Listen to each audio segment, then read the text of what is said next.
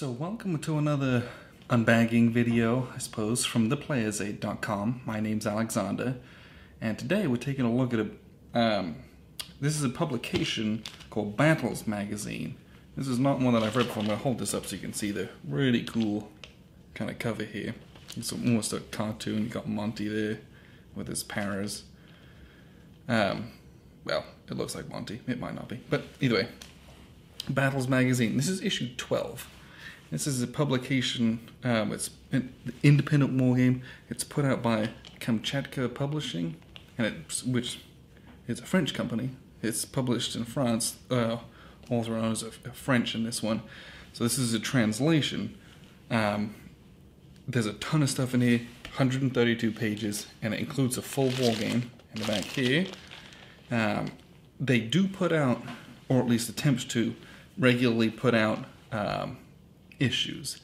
I think they shoot for 3 issues a year. They've been doing this since 2009, so you can see that not necessarily adds up with the mathematics there. But at the same time, their strapline here is the most delayed magazine since Gutenberg. They know putting out a war game magazine, especially with fresh new games, it's not easy to do. So not necessarily the most regular publication, but you're going to get at least a couple issues a year. So we're going to crack it open, take a look at what we're getting, see if this is something you guys might be interested in. I do really like the cover. I just think it's I don't know, it's cool. And so size-wise, it's kind of a small magazine. It's my hand for scale. I know that's not a particularly good scale, but this is a piece of A4 European sized paper. And this is similar in size to it. Like magazines like Ya magazine, significantly larger in size. This is a small, this almost feels like something like the Paris Review, which is nice. I'm used to reading those periodicals when I was in university. I used to read those all the time. And this kind of has a similar feel just from its size and compactness. This isn't unwieldy, but it's big. There's a lot of stuff in here. On the back, a nice little advert for Hollandspieler there. What we'll do is we'll kind of have a flick through here, and then we'll take a look at the game. Because the game is called Night Drop 2, Pegasus Bridge. They had Night Drop 1, the original was, I want to say it was 82nd Airborne Landings. And that was put out a couple years ago. This is a follow-up, so it uses the same system. So if you've played that, this is more of that. And I think they plan on putting out that 82nd Airborne. They're going to combine that with the 101st Airborne in Night Drop 3. They're going to make that game, combine the two, and release a boxed game of those two kind of together as the American landings. So that's pretty cool. That'll be a standalone game you'll be able to buy at some point. So that's pretty exciting in the future as well. So let's just take a quick look. There's a lot in here, so we can't really go through everything, but just to kind of show you what you're getting. Because the quality of this, I'm very, very impressed, honestly. I had a flick through, just wanted to show you. This is kind of a preview of the game, which we'll get to here in just a second. You know, adverts from Compass Games, things that you might expect. First article is, 3-4 pages, small, 6. This is all an article on Kriegspieler, which is not necessarily a war game in the traditional sense, but it's what the Prussian military colleges used to teach their cadets from. And it's a really cool article about this system that they used, and it's like, this is a learning tactical operational. This isn't like for fun, so to speak. So they kind of go through the history of this, and they kind of try it out of what it was like. And this is a double blind game, so you'd have one kind of cadet, and he'd be arraying his forces, and in another room on the same map would be another cadet doing the same thing, and in the third room would be an umpire who would independently have both of those going.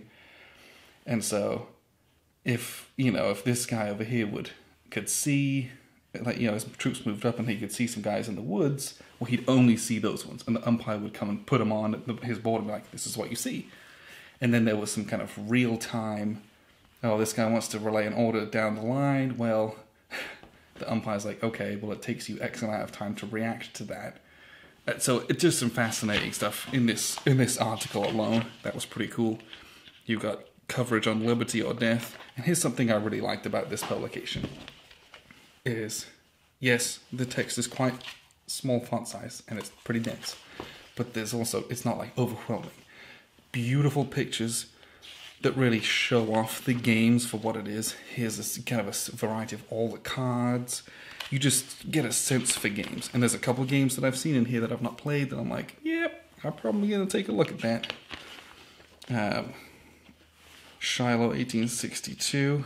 Just, again, beautiful pictures of games along with nice reviews, bits and pieces as well. So there's just a lot to like in here. Leany 1815, Last Eagles. Just a ton of counters on the boards here. Just I'm excited to really delve into this magazine and do some reading here. But I mean, they cover so much stuff. Blitzkrieg, this is kind of a kids' war game. There's an interview by the designer of this on our website, theplayersaid.com. Granted that a while back, so go look that up. DIY war games. So you've got a lot of interviews with designers and things about making war games, how to make your own, or what some people did. It's pretty interesting stuff. This is one, Golan 73, Fast Action Battles. I've not played this, and I've looked at the fab system, but I've never really bit the bullet. But this is like, yeah, this article made it look cool and stood out to me. I'm like, yep, I'm going to take a look at it. This is Fitna from Nuts Publishing. This one's coming out pretty soon. This looks pretty cool. Old School Tactical Volume 2 West Front.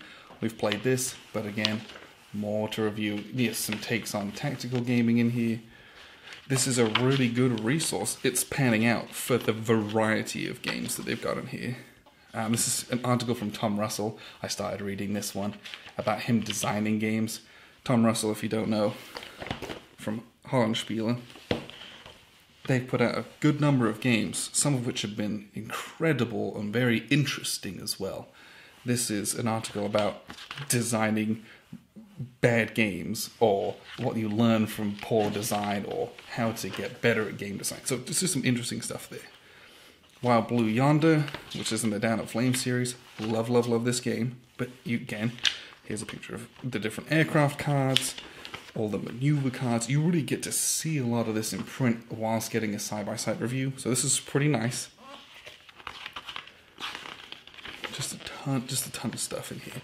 And I just love that they show off all of the components and the graphics in these games as well. It just makes it exciting. Lamps are going out from Compass Games. Again, a game which I've looked at. It's a bit on the pricey side. I'm like, but seeing this and reading about it, I'm like, yep, I'll be looking into that too. So the Longstreet Attacks from Revolution Games. Revolution put out some really cool games. They're like usually on the small side, but they get some really neat games out there. And then Sherman Leader from DVG. This is a solitaire only game. And again, here's all the components. Here's what it looks like when you're playing it. This isn't just some kind of a static, oh, this is some text and bits and pieces. Advert for Mini World War II. Awesome, by the way. This is a cool little game. Getting a hold of it might not be the easiest thing, because it's an import from Taiwan, but if and when it becomes widely available, highly recommend. Really, really cool. Battle Hymn Volume 1, Gettysburg and Pea Ridge. This is a pretty significant game with 2 different games in it, using the same system. Really, really cool. This is from Compass Games as well. Really recommend that. That's a really fun game that we played. And there's a ton of coverage on that. Plan Orange. This is from C3I 29. It's uses the Empire of the Sun kind of system loosely for a what if I think it's 1936 kind of outbreak of war in the Pacific scenario. So pretty cool. Got some stuff from Legion War Games. They have some really cool games coming out. Tank Leader. So you've got some stuff looking at some of the older games out there as well. Always nice to have modern coverage of older games. Because, there's gems out there. Not everything's like, oh, it's old. Some of those old is a classic for a reason. And having modern coverage of those, I think, is really, really good. Just a ton of cool stuff in here. And then there's some articles about the game Night Drop, which is included in this. And a lot of history and stuff behind it, which is really, really cool to me. So that's kind of the magazine. And there's just, I mean, there's so much to read in here. And again, I love the size. This is quite portable. Stick this in my bag. I'll be reading this at work on my breaks. Okay, everything else in this bag is Night Drop 2. We have here, this is actually pretty nice. This is, okay, this is the rules kind of pamphlet. It's its own pamphlet. I didn't have to tear it out of anything. It's its own little glossy kind of, or semi-gloss paper. With all of the rules in here. Not really any diagrams or anything, but it's a small game. Not what to expect.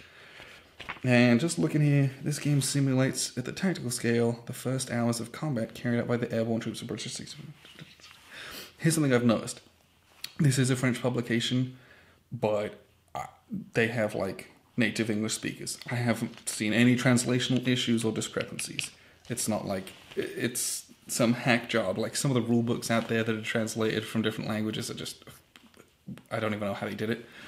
This is not that case. So very happy that this is like fully comprehensible and this is like perfect English. So that's just a note. I really I'm kind of backing that. I love my grammar. So this is an advert for their next issue, which is A Sheer Butchery, Solferino 1859, designed by Luc Olivier. Now, it says here, October 2018, no kidding. Now, right now, I'm recording this, it's February 2019. So that just gives you an indication of what they mean by the most delayed magazine since Gutenberg. Okay. The next issue, issue 13 of Palace Magazine, I have been told, is coming out in March of 2019. It's coming out next month, or soon thereafter. So there should be a brand new issue coming out soon. So there's a lot more to look forward to from that. Very, very exciting. So rules, pretty simple, fairly small. The counters, ooh, these are nice. These are actually shrink wrapped. So I always like that when a magazine shrinks wraps. Yep, rules. Oh gosh, let's see if I can't open it. Oh, here we go. These are kind of small little counter sheets, but these are very standard cardboard, which is nice. They're not kind of flimsy. There's a ton of stuff on here. These are pretty nice quality, so let's take a look at these. These have a great artwork style on them. I actually really like that. I think that's awesome. And I think these are maybe some hidden German garrisons. I'm not sure. And again, more of these units here. So this game, it's the night they did paratroop glider landings around Pegasus Bridge. So it's the first action of D-Day in the invasion of Normandy. I suppose this was D-Day -1 is really when this occurred. Ooh. And here's the map. This is a full 22 by 34 map, and it's great. Look at this style. This reminds me a little bit of Compass Games with their little subtly defined hexes with the hex edges, and they're very clear defined terrain within those hexes. So they have a little terrain key over here, and then down here you've got some charts and effects, and this is a normal paper map, so. And it's kind of got that gloss to it, you can see. So this is excellent quality. Very happy about this. So this is the game that you get inside of it. It's Night Drop 2 Pegasus Bridge. And Pegasus Bridge is down here, but you'll be dealing with the whole rest of the map. It's not just a tactical take Pegasus Bridge. So that's exciting, because I've played that on its own there was a Pegasus Bridge game in one of the old strategy and tactics magazines, but it was pretty lopsided, because the affair was lopsided here at the bridge. But doing it on a larger scale, that would be a bit more interesting. So, appreciate you guys tuning in. This has been Battles Magazine from Kamchatka Publishing. Again, it's a French magazine, but this is a perfect English translation. Check it out online. They got a brand new issue coming up very, very soon, so a lot to look forward to with this one. And you'll hear some more about this one pretty soon. So, appreciate you guys tuning in. I've been Alexander from theplayersaid.com.